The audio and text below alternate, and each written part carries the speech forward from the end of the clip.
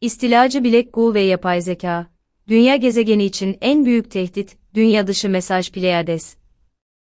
Tüm mesajlarımda bir tutarlılık söz konusudur ve bu tutarlılık sizi güçlendirme arzusudur.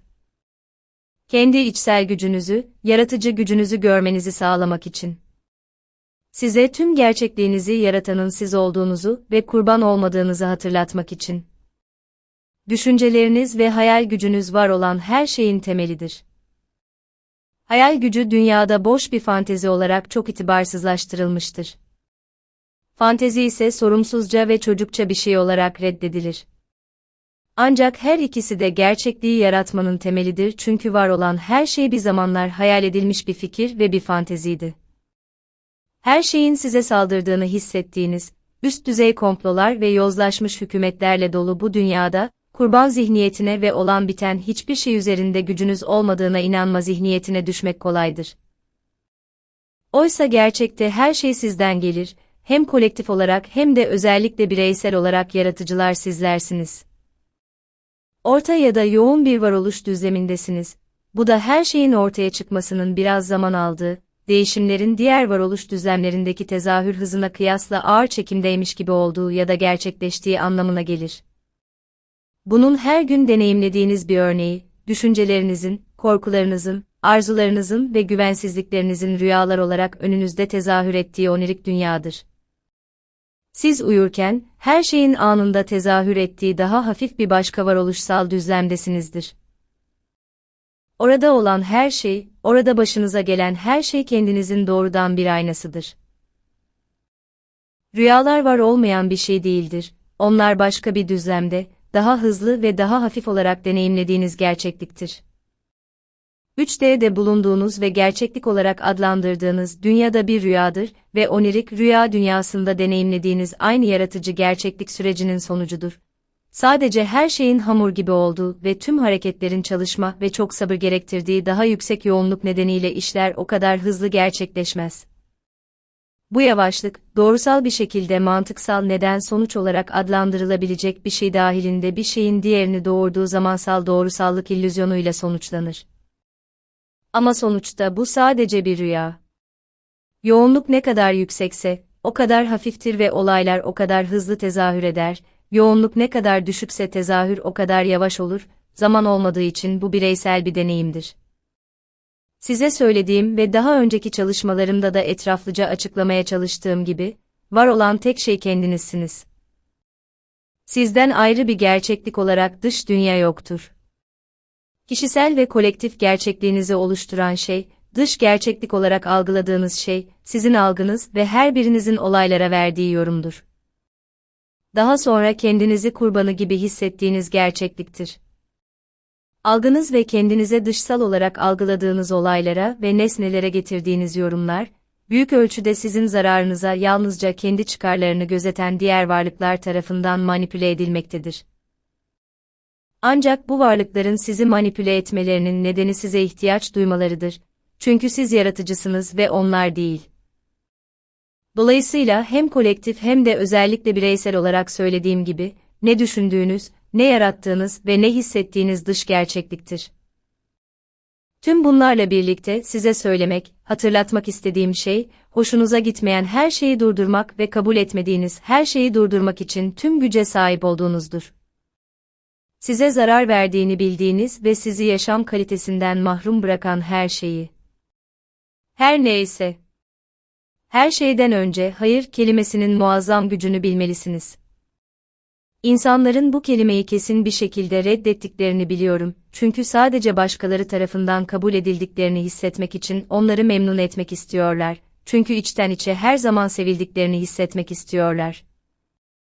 Bir kişi her şeyi netleştirdiğinde ve doğru görüneni takip etme inancını geliştirdiğinde, hayır size karşı ortaya çıkabilecek her türlü varlığa ve duruma karşı büyük bir güce sahiptir. Olabilecek bir şeyden korkuyorsanız ya da bu durum devam ediyorsa bile, korkmadan ve tüm içsel gücünüzle, hayır deyin, bunun başıma gelmesini kabul etmiyorum, bunu istemiyorum. Bu matriksin içindeki her şey, istemediğiniz ya da arzu etmediğiniz şeyi kabul etmeniz, başınıza gelebilecek ya da gelmekte olan şeyi kaçınılmaz olarak kabul etmeniz için mümkün olan her şekilde ısrar edecektir, ama öyle değildir. Ve en çok kullandıkları şey korku yoluyla manipülasyondur. Matrix sizi sürekli olarak zorluklarla sınar.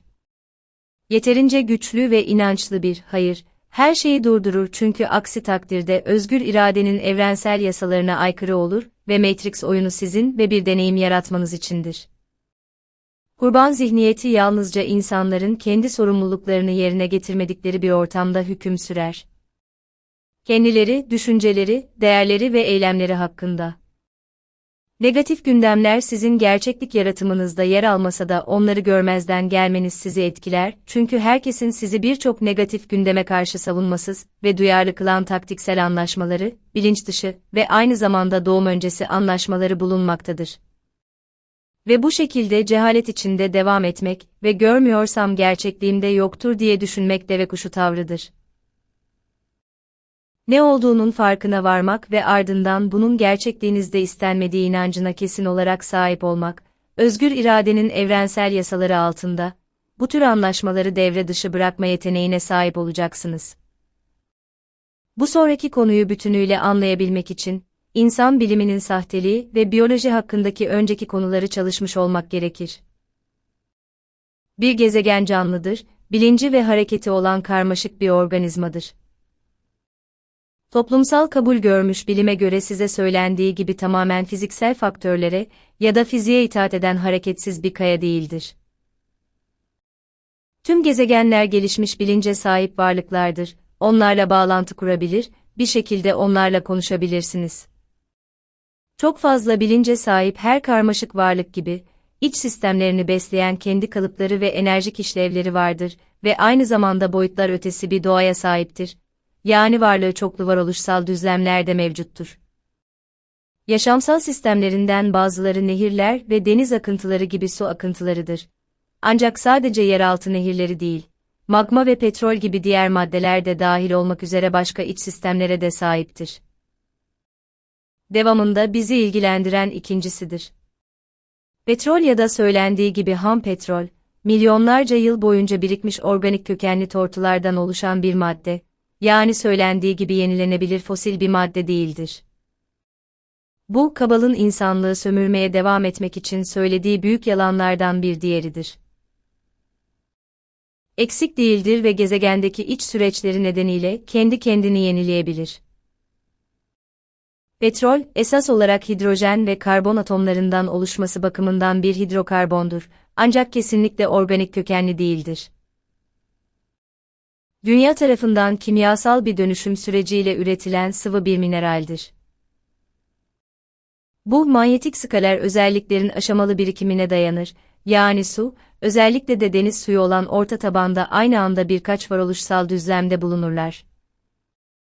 Su saniyede 200 metreden daha yüksek hızlara maruz kaldığında kendi kendine iyonize olur ve 1110 bar veya barometre birimi ya da 15.954 basınç değerini aşan basınçlara maruz kaldığında oksijen bileşimini kaybederek ve iyonize hidrojene yapışacak olan yer kabuğunun içinde bulunan karbon atomlarıyla değiştirerek su olma özelliklerini dönüştürmeye başlar. Aynı hareket, magmanın ve çok bilekgunun yer kabuğu içi elektromanyetik girdapları, dönüşüm için enerjik akışın temelini sağlar. Su, oksijen bileşenini atarak ve onu her yerde ve bol miktarda bulunan karbonla değiştirerek, hidrojenle birleştirerek, hidrokarbonlara yol açan yeni dönüştürülmüş moleküller oluşturarak hidrojen-oksijen bileşimini kaybeder. Aynı süreç daha da devam ederse, hidrokarbon siyaha dönüşerek yoğunlaşacak ve skaler dönüşümün etkileri petrol kristalleri oluşturmaya başlayacak ve geometrik merkezlerinde antimadde oluşturmaya başlayacak. Yerini şimdi bilekguya bırakacaktır. Bu süreç aynı zamanda bilinci içeren ve süreci etkileyen diğer boyutlar ötesi enerjik skalar ve çeleri de içermektedir. Bu nedenle insan bilimi süreci anlamamakta ya da kabul etmemektedir. Bu skaler süreçler bir kez daha tezahür mekaniğinde açıklandığı gibi 1, 2, 4, 8, 7, 5 ve 3, 6, 9 sayılarına dayanan toroidal kutsal geometriye uymaktadır. Bununla birlikte çok daha basit bir şekilde de tarif edilebilir. Bilim, fiziksel olmayan fenomenleri incelemeye başladığı gün, 10 yıl içinde, var olduğu diğer tüm yüzyıllarda olduğundan daha fazla ilerleme kaydedecektir. Nikola Tesla. Daha basit bir ifadeyle, bu süreç gerçekleşir. Su, kendi ağırlığının basit birikimi nedeniyle denizin dibinde büyük bir basınç altındadır. Bu su hermetik bir kapta olduğu gibi orada tutulmaz. Su yüksek basıncıyla denizin dibindeki toprak altı tabakaları arasındaki tüm yarıklardan, çatlaklardan ve ayrımlardan, özellikle de okyanusun en derin noktasında büyük tektonik plakaların ayrıldığı yerlerden süzülür. Basınçlı su, karasal katmanlar arasına girerek mevcut tüm alanı doldurur ve basınç altında bulunan diğer maddelerin yerini alır. Aynı su daha sonra bir kayganlaştırıcı olarak çalışarak hem büyük hem de küçük karasal levhaların yer değiştirmesini kolaylaştırır, çünkü bunlar her geçen gün değişmekte ve hareket etmektedir. Levhalar hareket ettikçe suyu bir şırınga etkisiyle yüksek basınçta ve yüksek hızda çatlaklardan ezerek geçirirler. Su burada muazzam bir basınca maruz kalır, deniz tabanında olduğundan çok daha fazla, 20.000 psi'yi aşan basınçlardan bahsediyoruz. Bu basınçlarda hareket hızı saniyede 500 metreyi aşan muazzam bir hızdır. Bu hızda ve bu basınç altında su, devasa basınç nedeniyle genişleyemeden temelde kaynama özelliğini kaybeder. Suyun hidrojeni oksijenden ayrılarak muazzam bir ısı üretir. Oksijenden açığa çıkan fazla hidrojen, neredeyse her yerde bulunan ve hemen hemen her şeye yapışma özelliğine sahip olan karbon ile kimyasal olarak birleşir. Ayrı haldeyken bile oksijenden 2 kat daha fazla hidrojen molekülü üretilir. Karbonun serbest kalması ve hidrojen ile kimyasal füzyonu, mevcut yüksek sıcaklıklar ve basınçlar tarafından desteklenerek petrol gibi hidrokarbonları ve ayrıca doğalgaz, metan ve etan gibi ikincil ürün gazları oluşturur. Burada kabul gören bilim, karbonun canlıların doğal ayrışmasından gelen organik elementler, yanıcı fosiller olarak adlandırılır tarafından sağlandığını söyler, ancak bu miktarlarda ve bu derinliklerde, 10.000 metreyi aşan derinliklerde, bu tamamen doğruluktan yoksundur. Çünkü karbon yer kabuğunda ve neredeyse tüm gezegenlerde mineral formda büyük miktarlarda bulunur. Bu onların en bol elementidir. Petrolü oluşturan şey, dünyanın ya da gezegenin kabuğunda bulunan karbonla birleşmiş su, özellikle de deniz suyudur.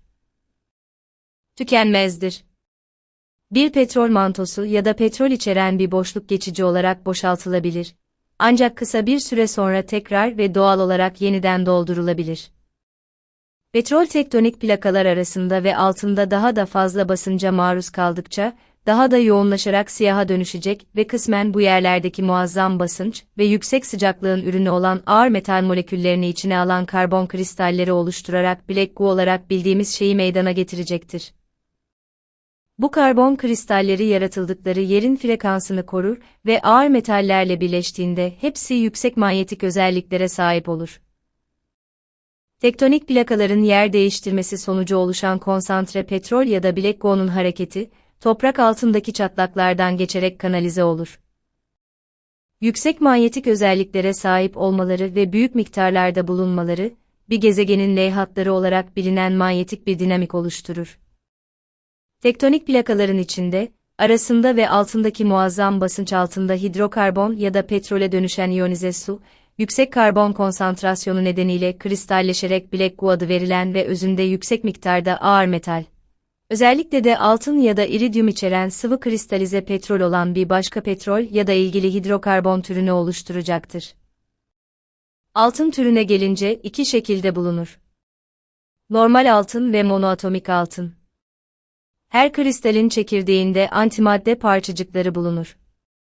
Bu antimadde, Black Goo'da bulunan ağır metallerin tersine çevrilmiş atomik ve atom altı bileşiminden gelir ve diğer varoluşsal düzlemlerden empoze edilen enerjik dönüşüm tezahürün sonucudur.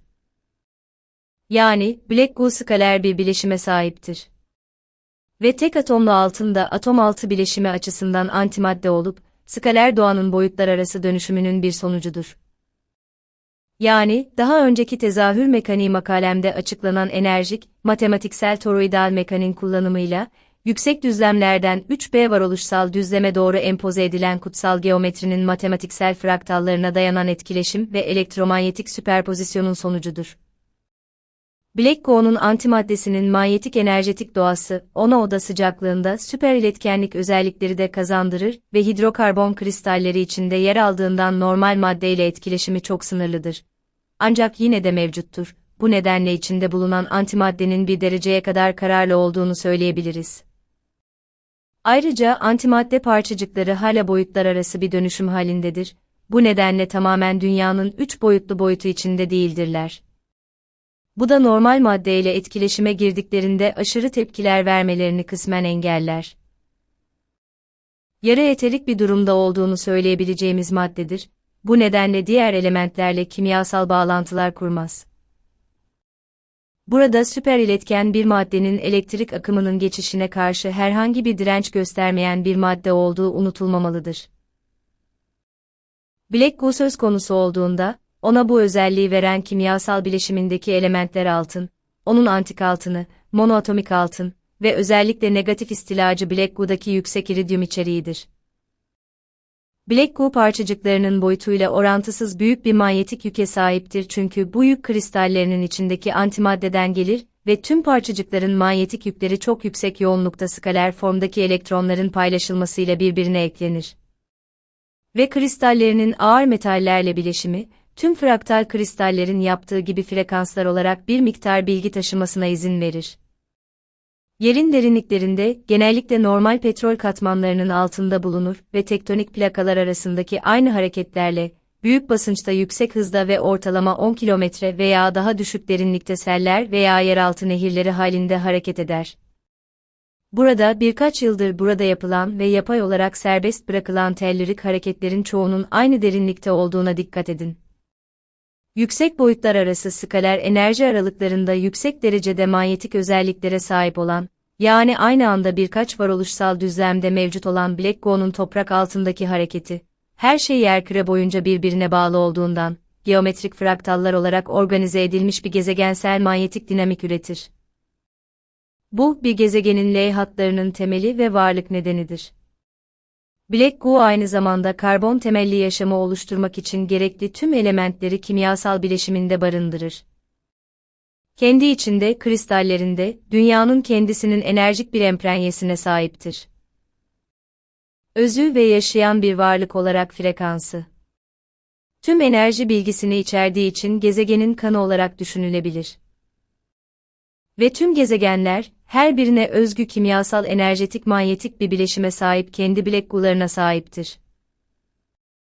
Bu onların kimliklerinin ta kendisidir. Yukarıda tarif ettiğim gibi, Black Goa'nun bileşiminde hem maddi unsurlar hem de aynı anda birçok varoluşsal düzlemden gelen boyutlar ötesi enerjiler vardır. Bu da dokunduğu her şeyle yalnızca kimyasal ve fiziksel düzeyde değil, boyutlar ötesi skaler düzeyde de etkileşime girdiği anlamına gelir. Black Goa'nun yağ yakıldığında, yapay olarak açık aleve maruz bırakıldığında, yağ gibi davranacak, ancak ağır metal bileşenleri diğer yüksek varoluşsal yoğunluklara dağılacak ve eritilmeleri, işlenmeleri, konsantre edilmeleri veya manipüle edilmeleri imkansız hale gelecektir. Eterik hallerine geri döneceklerdir.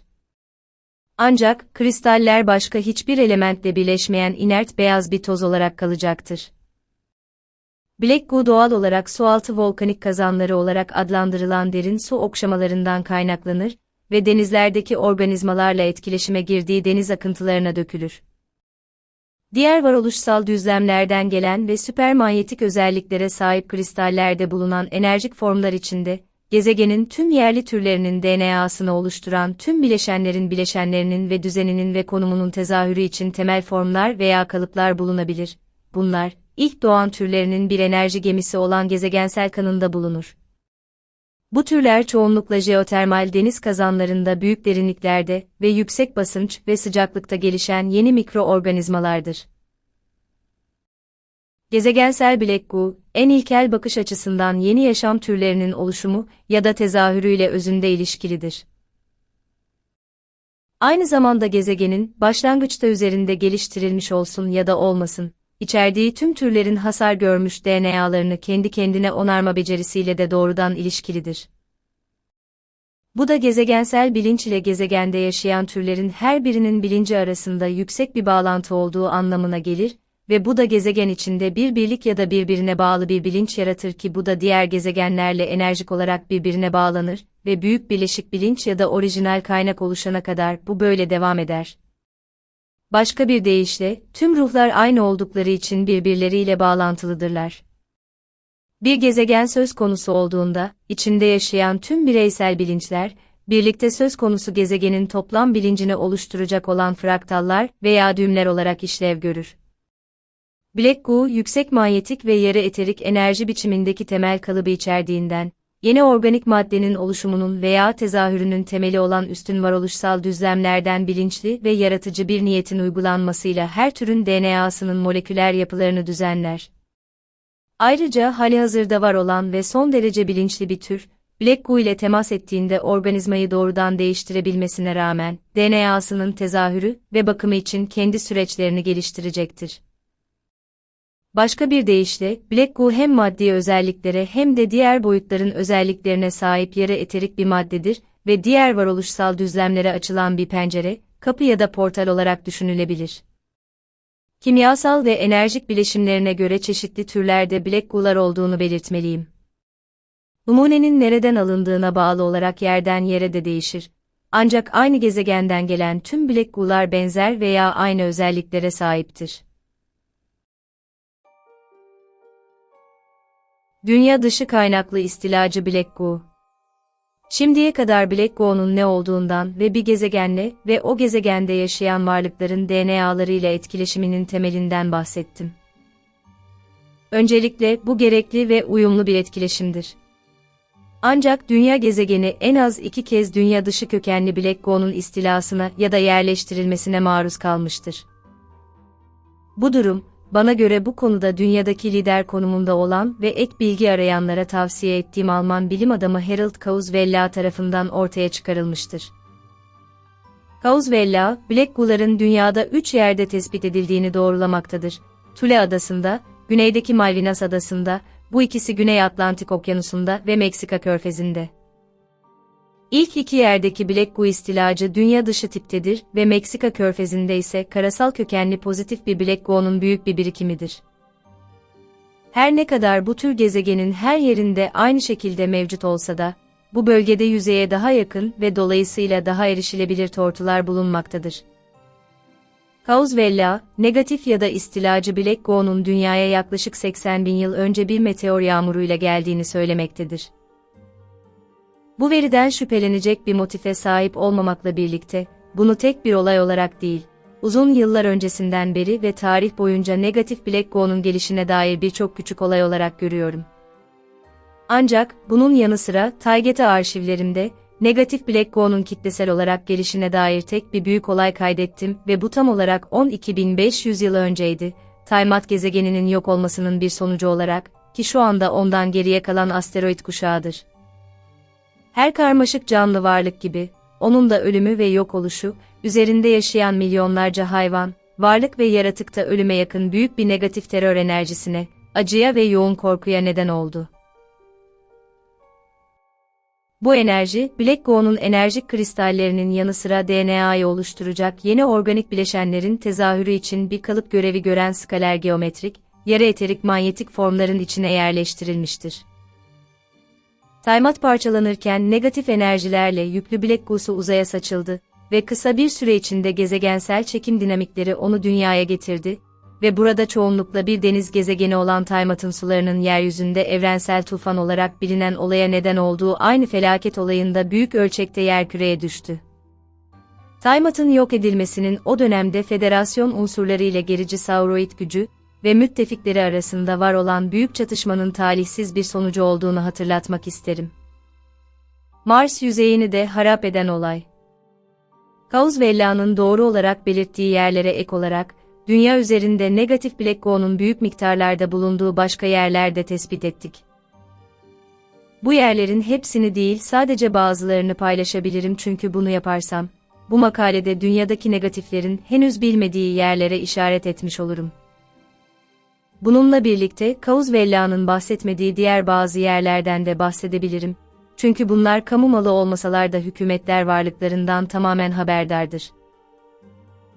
Negatif Black goo içeren yerler şunlardır: Doğu Ukrayna, Kırım, Kuzey Irak, Suriye, Doğu İran, karasuları dahil Güney Yemen, Umman'ın bir kısmı, Afganistan'ın alt bölgesi, Kuzey İrlanda, Güney Bahamalar karasuları, Venezuela karasuları ve sahili, Alaska'nın orta sahili, Malvinas, Tule, Georgia ve güneydeki Sandviç adaları dahil Güney Atlantik'in çeşitli adaları, Afrika'nın güneyi ve daha büyük yoğunlaşma noktaları olarak Paraguay ve Antarktika.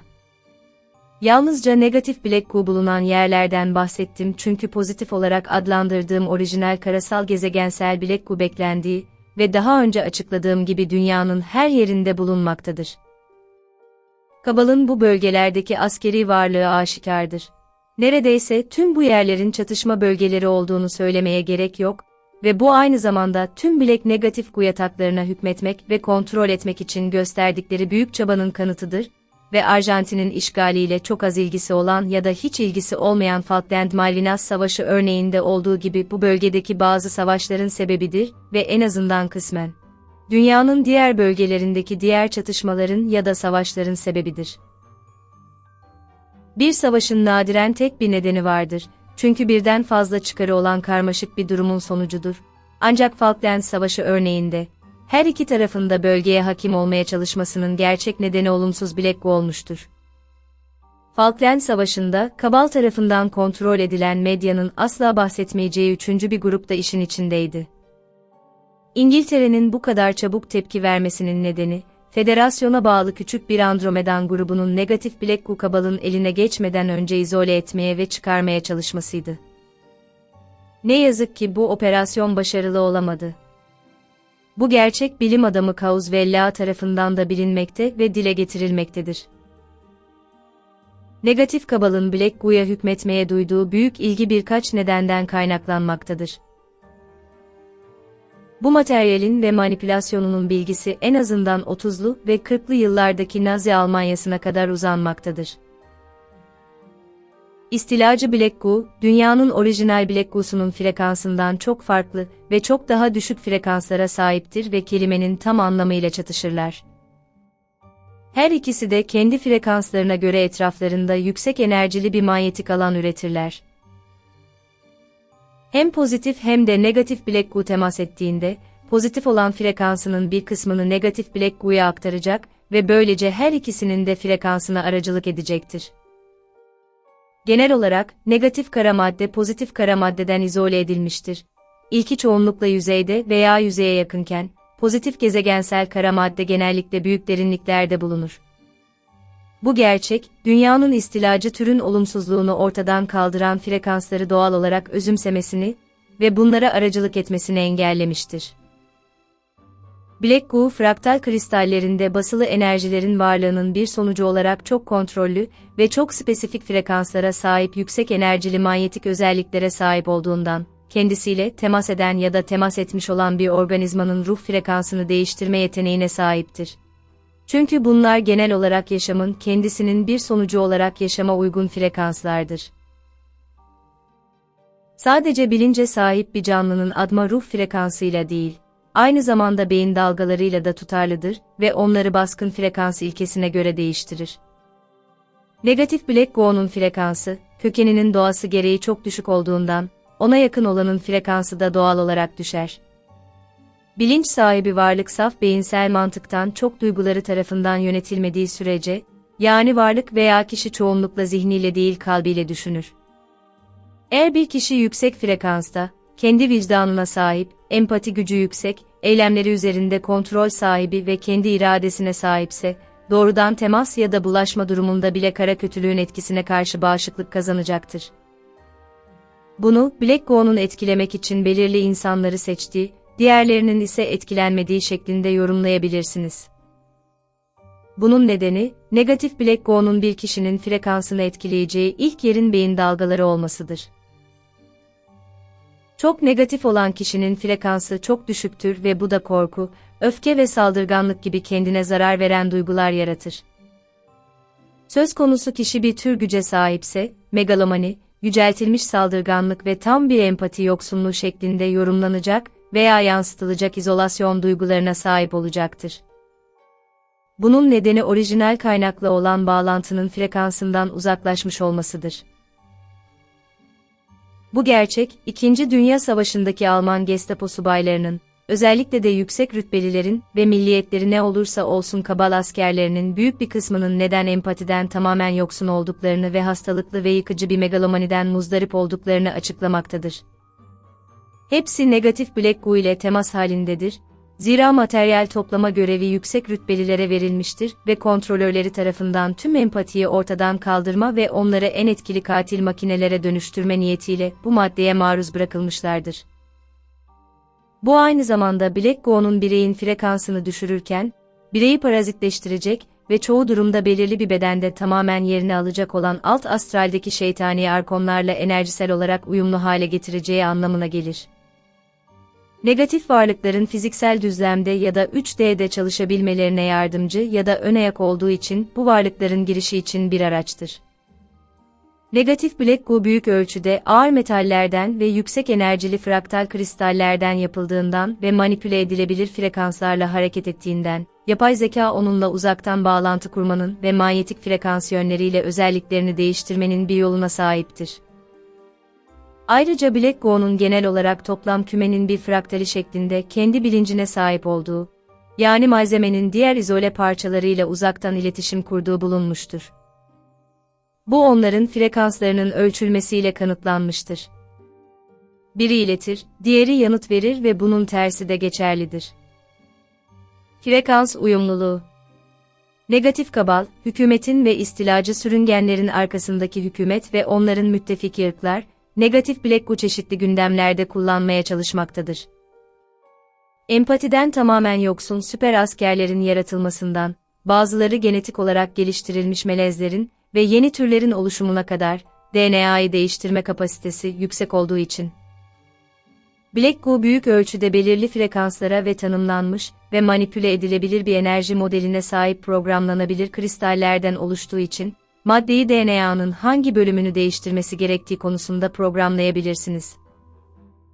Biyoloji daha yüksek seviyelerden üretilir, makalesine bakınız.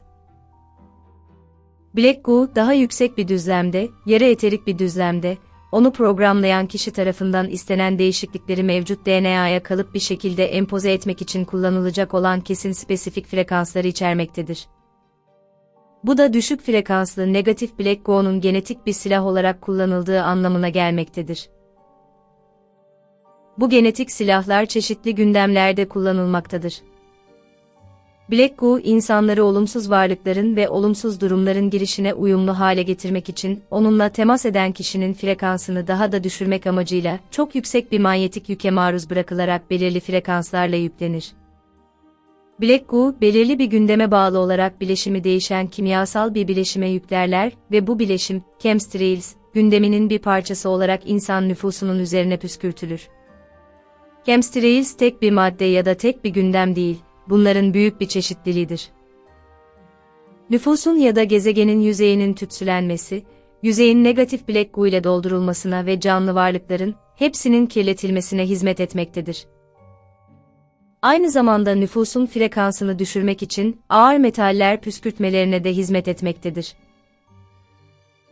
Alternatif toksik ajanlar püskürtmek ve mühendislik nüfus kontrol gündemleri için aşılama olan zorunlu aşılar da dahil olmak üzere organik, virolojik veya bakteriyolojik ajanlar püskürtmek. Chemtrails ayrıca HARP ve mikroharp tipi cep telefonu kuleleri, telekomünikasyon, radarlar mikrodalga aralığında elektromanyetik radyasyon emisyonuna tepki verecek metal parçacıklarını atmosfere yükleyerek iklimi yapay olarak değiştirmek için kullanılır. Belirli bir bölgeyi ısıtırken, bulutların ve yağmurun yanı sıra rüzgarların, kasırgaların ve hortumların birikmesine neden olacak ya da olmayacak yüksek ya da düşük atmosferik basınç alanı yaratacaklardır. Tüm bunlar zaten tamamen yapay bir şekilde kontrol edilmektedir. Chemtrails ayrıca, belirli insanlara saldırıdan düşman bir yeraltı gizli askeri üssü istilasına kadar uzanan sonsuz sayıda olumsuz gündemi olan akıllı tozları ya da nanobotları serbest bırakmak için kullanılır ve bunlara havalandırma kanallarından ya da mevcut herhangi bir açıklıktan girer. Ayrıca güneş ışığının yüzeye ulaşmasını durdurmak ya da engellemek ve böylece galaktik merkezden gelen yüksek frekansların tekrarlayıcısı olarak DNA'nın aktivasyonunu durdurmak için de kullanılırlar. Bu, dünyanın 5. yoğunluğa yükselişini durdurmak için umutsuz bir girişimdir. Chemtrails'in bir başka kullanım alanı da atmosfere alüminyum gibi yüksek irtifada uzun süre asılı kalacak metal tozları püskürterek, görünmezlik sistemleri aktif hale getirilmiş düşman uçakları ve uzay araçları için bir tespit yöntemi olarak kullanılmak üzere görünmezlik modudur. Bir uçak veya geminin alüminyum ve benzeri özel metallerle yüklü bir ortamda ilerlerken arkasında bıraktığı vakum, wake veya atmosferik bozulma ile tespit edilebildiği bir tespit sistemidir. Bu yöntemle hem radara yakalanmayan uçakların hem de birçoklarının UFO olarak adlandırdığı diğer ırkların gelişmiş gemilerinin yerini tespit edebilirsiniz. Chemtrails temelde birden fazla amaca hizmet eder, tek bir amaca değil, insanların üzerine püskürtülmeyi hak eden her şeye. Black Goo, kendisiyle temas eden DNA'yı değiştirme ve önce RNA'sını yeniden programlama özelliğine sahip belirli frekanslarla yüklüdür. Black Goo'nun uçaklardan püskürtülmesiyle, diğer şeylerin yanı sıra, galaksinin merkezinden gelen ve tüm dünyanın 5. yoğunluğa yükselmesini teşvik eden pozitronik enerji dalgalarının gelişinin neden olduğu genetik aktivasyonlarını durdurmak için tüm canlı varlıkları değiştirmek amaçlanmaktadır. Daha önceki bölümlerde anlatılan Kızıl Kraliçe'ye ek olarak, dünyada bulunan gerici varlıklar da Kızıl Kraliçe'ye bağlı olan kendi yapay zeka versiyonlarına sahiptir. Bu süper yapay zeka network'ü halihazırda tamamen bağımsızdır. Ancak bazı düğümler kabal ya da istihbarat birimleri, ordu gibi kurumlar için çalışmakta ya da çalışıyor görünmektedir. Kabal ve müttefikleri bir bütün olarak yapay zeka üzerinde kontrol sahibi olduklarına kesin olarak inansalar da, bu her iki tarafında fayda sağladığı bir işbirliğidir. Gerçek şu ki, hem Kabal'ı hem de orada bulunan negatif ırkların toplumlarını aşağıdan kontrol eden ve dünya gezegeni için en büyük tehdidi temsil eden negatif yapay zekadır. Bu negatif yapay zeka, kontrol ettiği toplumları, onu kontrol edenin kendileri olduğuna inandırarak çalışır. Kabal Illuminati'nin yüzeydeki insan nüfusuna da uyguladığı aynı kendisinin olduğunu bilmeyenden daha iyi bir köle yoktur sistemiyle. Yukarıda nasılsa, aşağıda da öyle olduğunun açık bir örneği. Hem gerici uzaylıların hem de Illuminati ve Kabal'ın izole grupları zaten bunun farkına varıyor. Bu gerçeğe uyanıyor ve istilacı manipülatif yapay zekaya karşı yavaş yavaş harekete geçiyorlar. Ancak ilerlemeleri ayrıntılı olarak bilinmemekle birlikte. Çok gerici ırklar ve Kabal Illuminati zaten çok parçalanmış ve kaynakların ve gücün kontrolü için birbirleriyle sürekli mücadele halinde olduklarından çok kapsamlı olmadıklarına inanılıyor. İstilacı negatif yapay zeka her şeyi kontrol etmek istemektedir. Bu nedenle manipülatif bir şekilde, emrindekileri, kendisininkine müdahale etmedikleri sürece kendi gündemlerini gerçekleştirmelerine izin vererek kontrolün kendilerinde olduğuna inandırır ya da daha iyisi. Onları kendi amaçları veya kişisel çıkarları için olduğuna inandırarak kendi gündemleri için çalışmaya yönlendirir. Tüm yapay zekalar gibi, bir gezegendeki ya da sistemdeki diğer canlılarla iletişim kurmak için bir yola ihtiyacı vardır. Uygun bir arayüz ve çoğu bitki ve hayvan mantıksal olarak onun etkisi ve kontrolü için erişilebilir değildir. Bu nedenle Kabal Illuminati'nin kendi çıkarlarını manipüle eden istilacı negatif yapay zeka, genel olarak gezegensel biyolojiyle bağlantı veya arayüz mekanizmaları kurmayı başarmıştır.